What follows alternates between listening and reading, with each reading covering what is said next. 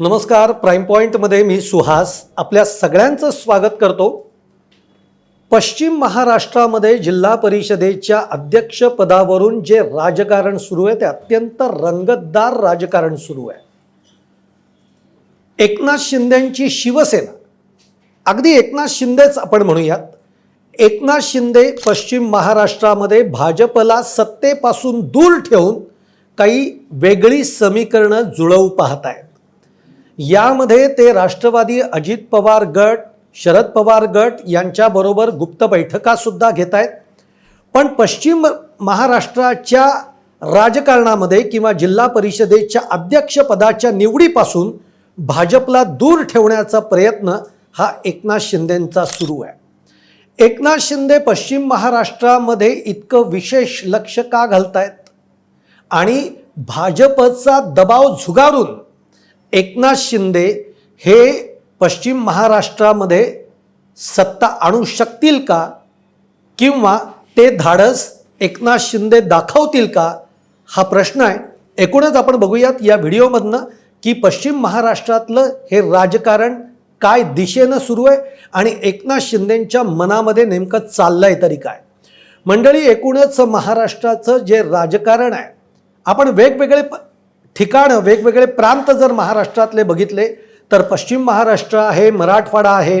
आज मराठवाड्याचा जेव्हा आपण विचार करतो तेव्हा तिथे आपण बघतो की मराठा, ओबीसी, दलित अशी समीकरणं आपल्याला मराठवाड्यामध्ये बघायला मिळतात. विदर्भामध्ये एक वेगळं समीकरण आहे. पण जेव्हा जेव्हा पश्चिम महाराष्ट्राचा विषय येतो तेव्हा साधारणतः असं म्हटलं जातं की हा जो संपूर्ण जो पट्टा आहे हा मराठा समाजाचं प्राबल्य असणारा हा पट्टा मानला जातो. आता नुकत्याच जिल्हा परिषदेच्या निवडणुका झाल्या, त्याचे निकालही लागले आणि या निकालानंतर एक गोष्ट आपल्या सगळ्यांच्या लक्षात आली असेल की जिल्हा परिषदेच्या निवडणुकांमध्ये भाजप हा एक नंबरचा पक्ष ठरलेला आहे. मात्र एक विभाग असा आहे की ज्या ठिकाणी भाजपला आपली दावेदारी सिद्ध करता आलेली नाही आणि तो विभाग म्हणजे पश्चिम महाराष्ट्र. एक लक्षात घ्या, पश्चिम महाराष्ट्रामध्ये सोलापूर वगळता भाजपला कुठेही आपली सत्ता आणता येऊ शकत नाहीये अशी स्थिती ही आता आपल्याला बघायला मिळते आहे. म्हणजे पुण्यामध्ये जर आपण पुण्याचा विचार केला तर पुणे जिल्हा परिषदेमध्ये निर्विवादपणाने राष्ट्रवादी अजित पवार गट हा एक नंबरचा पक्ष राहिलेला आहे. त्याच्या खालोखाल भाजप आहे, पण राष्ट्रवादी तिथे आपला जिल्हा परिषदेचा अध्यक्ष बसवू शकतो ही स्थिती आहे. दुसरा विचार केला आपण जर साताऱ्यामध्ये सगळ्यात महत्त्वाचं म्हणजे तिकडे भाजपचे 2 मंत्री आहेत, एक गोरे आणि दुसरे शिवेंद्रराजे भोसले. हे देखील तिथे असताना भाजपला जी घौडदौड अपेक्षित होती ती साधता आलेली नाही. म्हणजेच भाजपला स्वबळावर तिथे सत्ता आणता येऊ शकत नाही आहे.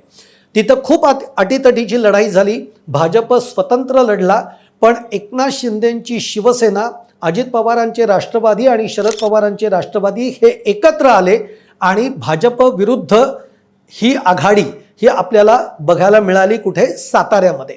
सांगलीतली सुद्धा तीच स्थिती आहे. सांगलीमध्ये सुद्धा भाजप स्वतंत्र लढला आणि एकनाथ शिंदेंची शिवसेना आणि दोन्ही राष्ट्रवादी हे एकत्र येऊन त्यांनी भाजपला तिथे भाजप विरोधात लढलेले आहेत. कोल्हापूरमध्ये तर आपण बघतोय की कोल्हापूरमध्ये राष्ट्रवादी हसन मुश्रीफ जे आहेत त्यांच्या हातामध्ये सत्तेच्या चाव्या आहेत. त्यामुळे कोल्हापूरचा जर विचार केला तर राष्ट्रवादी आपला जिल्हा परिषदेवर अध्यक्ष बसवू शकतो. पण मुश्रीफ जे आहेत ते नुकतेच त्यांनी मुख्यमंत्र्यांची भेट घेतलेली आहे. त्यामुळे शक्यता ही नाकारता येत नाही की कोल्हापूरमध्ये राष्ट्रवादी आणि भाजप असे मिळून तिथे आपला अध्यक्ष भाजप बसवेल.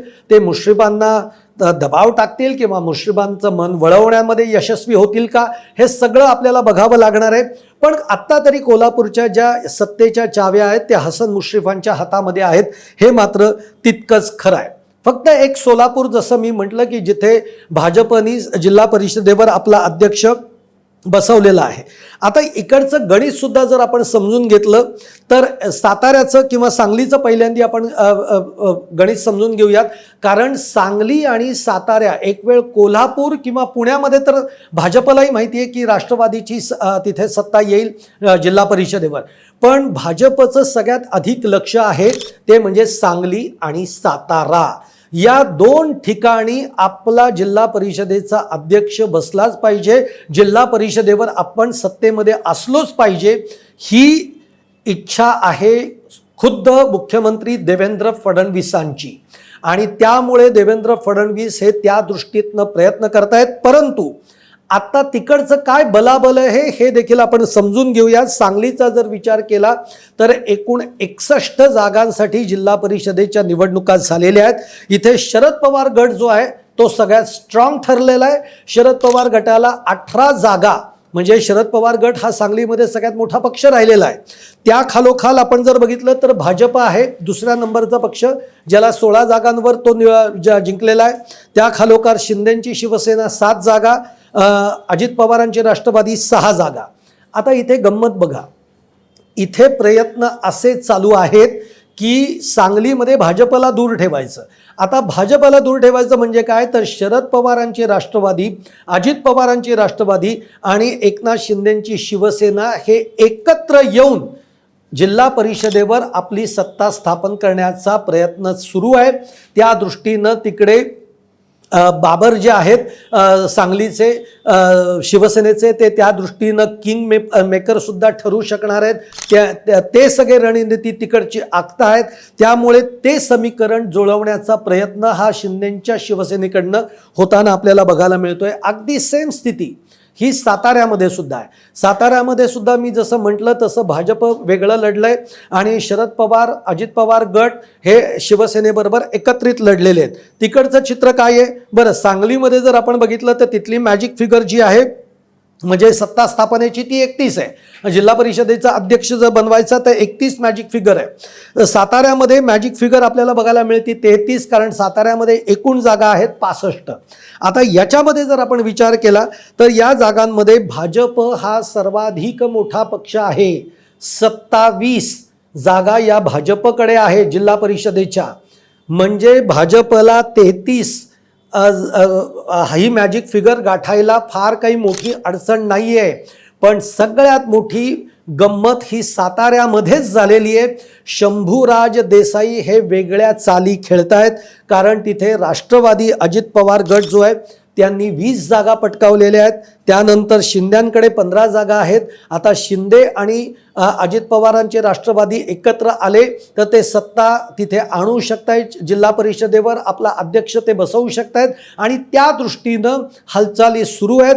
शंभूराज देसाईंच्या गुप्त बैठका या राष्ट्रवादीबरोबर, दोन्ही राष्ट्रवादीबरोबर सुरू आहेत आणि भाजपला सत्तेपासून दूर ठेवण्याची खेळी ही तिकडे सुरू आहे. इकडे आत्ता अधिवेशनाच्या काळामध्ये आपण बघितलं, आम्ही सुद्धा अधिवेशनाच्या काळामध्ये विधान भवनामध्ये गेलेलो होतो. मुख्यमंत्री जे आहेत ते अधिवेशनाच्या काळामध्ये सुद्धा पश्चिम महाराष्ट्रातल्या या 4 ठिकाणांवर आणि त्यापेक्षा विशेषतः या 2 ठिकाणांवर काहीही झालं तरी सांगली आणि सातारा इथली सत्ता ही भाजपची आणायची या दृष्टीनं एक मुख्यमंत्री देवेंद्र फडणवीस सुद्धा प्रयत्नशील आहेत. ते मुश्रीफांची भेटीगाठी घेत आहेत.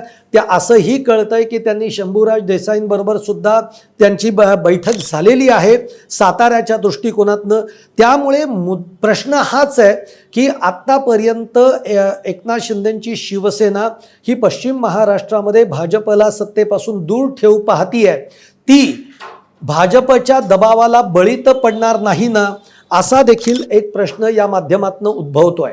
आता एकनाथ शिंदे जे आहेत ते भाजपला दूर का ठेवू पाहतायत पश्चिम महाराष्ट्रामध्ये, याची वेगवेगळी कारणं आहेत.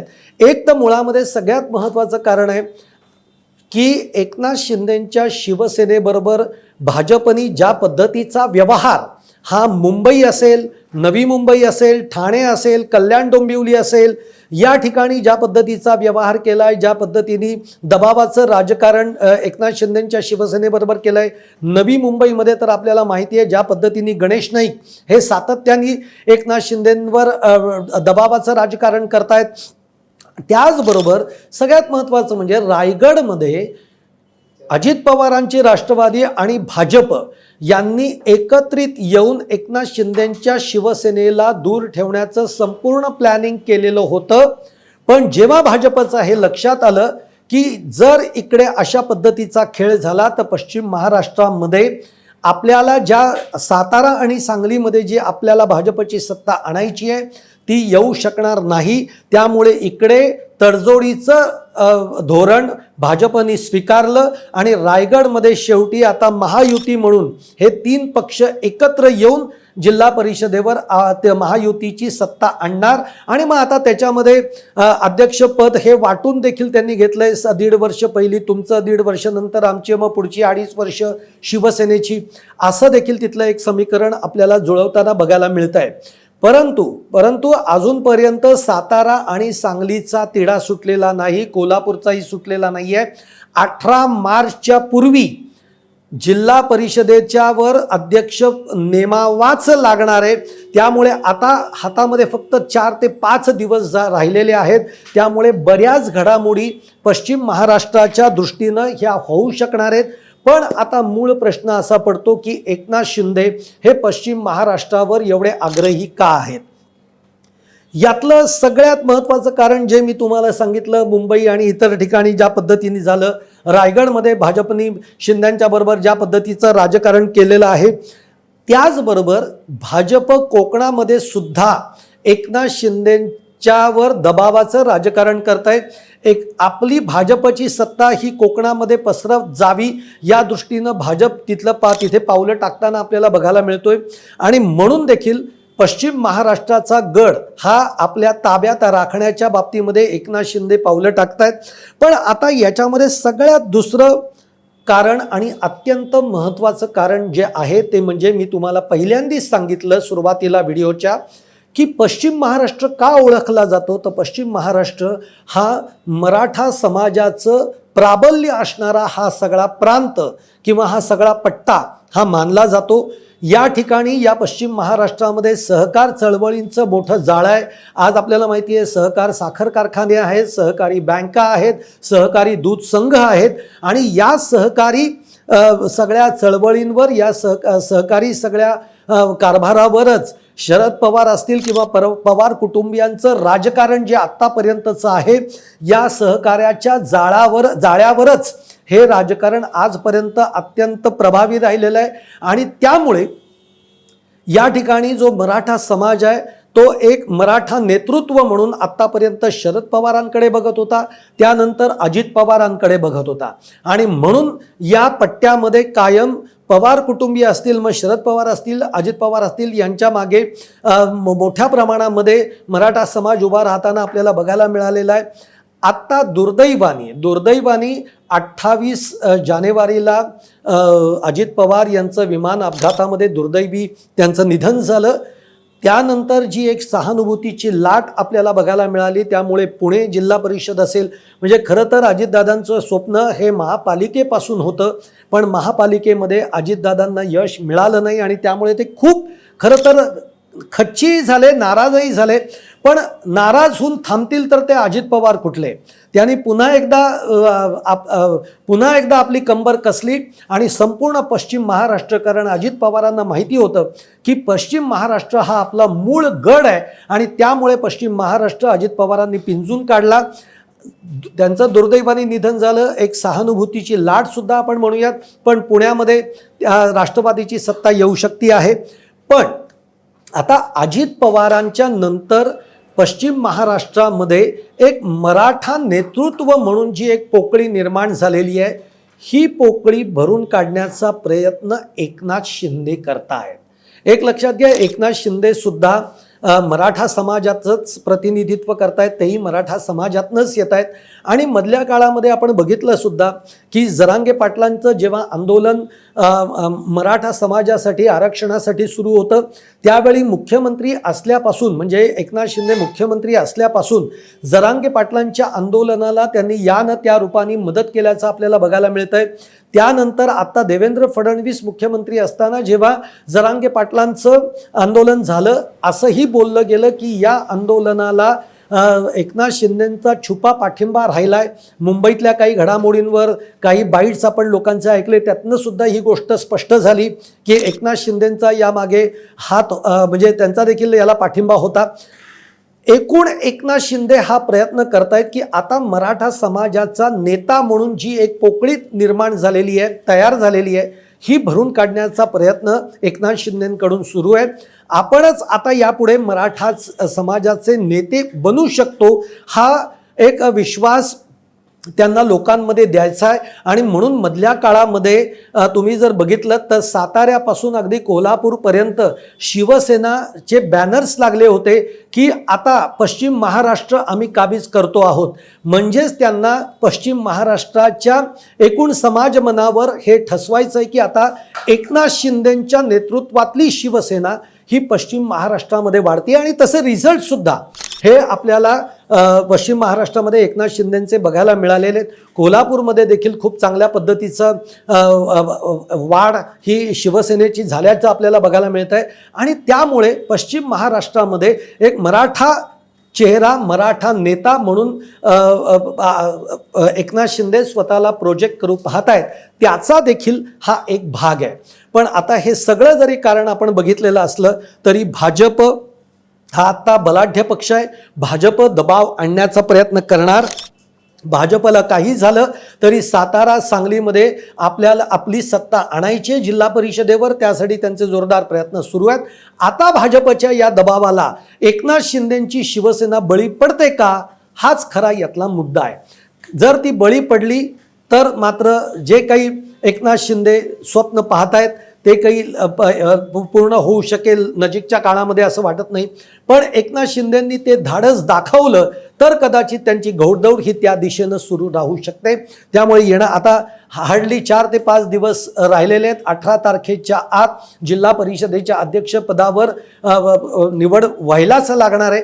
त्या दृष्टीनं आता पुढच्या 4 ते 5 दिवसांमध्ये काय काय घडामोडी घडत आहेत हे बघणं खूप इंटरेस्टिंग ठरणार आहे. तुमच्या देखील कमेंट्स काय तुम्हाला वाटतात की एकनाथ शिंदे जे पश्चिम महाराष्ट्रामध्ये आपलं प्राबल्य वाढू पाहत आहेत त्याचं काय तुम्हाला कारण वाटतंय, आणि एकनाथ शिंदे भाजपच्या दबावाला बळी पडेल का, तुम्हाला काय वाटतंय हे कमेंट बॉक्समध्ये नक्की सांगा. आणि त्याचबरोबर हा व्हिडिओ आवडला असेल तर लाईक करा, शेअर करा आणि आमचं चॅनल सबस्क्राईब करायला विसरू नका.